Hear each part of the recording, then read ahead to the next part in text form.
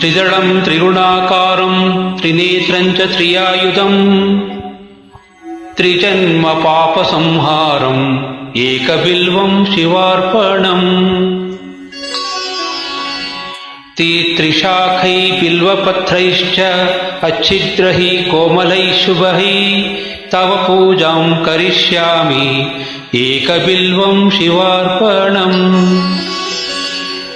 कोटिकन्या महादानं तिलपर्वतकोटयः काञ्चनं शैलदानेन एकबिल्वं शिवार्पणम्। काशीक्षेत्रनिवासं च कालभैरवदर्शनम् प्रयागे माधवं दृष्ट्वा एकबिल्वं शिवार्पणम्। इन्दुवारे व्रतं स्थित्वा निराहारो महेश्वरः नक्तं औष्यामि देवेश एकबिल्वं शिवार्पणम्। रामलिङ्गप्रतिष्ठा च विवाहितकृतं तथा तटाकानि च सन्दानम् एकबिल्वं शिवार्पणम्। अखण्डबिल्वपत्रं च आयुतं शिवपूजनम् कृतं नाम सहस्रेण एकबिल्वं शिवार्पणम्।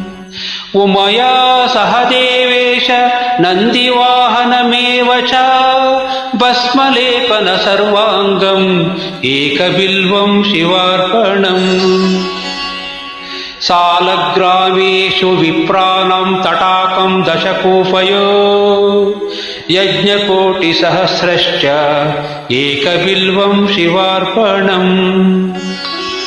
दन्तिकोटिसहस्रेषु अश्वमेधशतक्रतौ कोटिकन्या महादानम् एकबिल्वं शिवार्पणम्।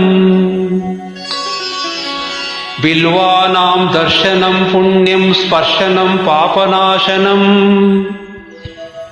अघोरपापसंहारम् एकबिल्वं शिवार्पणम्। सहस्रवेदपाठेषु ब्रह्मस्थापनमुच्यते अनेकरथकोटीनाम् एकबिल्वं शिवार्पणम्।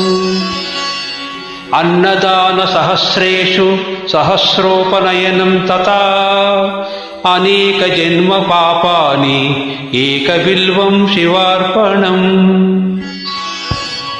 बिल्वाष्टकमिदं पुण्यं यः पठेत् शिवसन्निधौ शिवलोकम् अवाप्नोति एकबिल्वं शिवार्पणम्।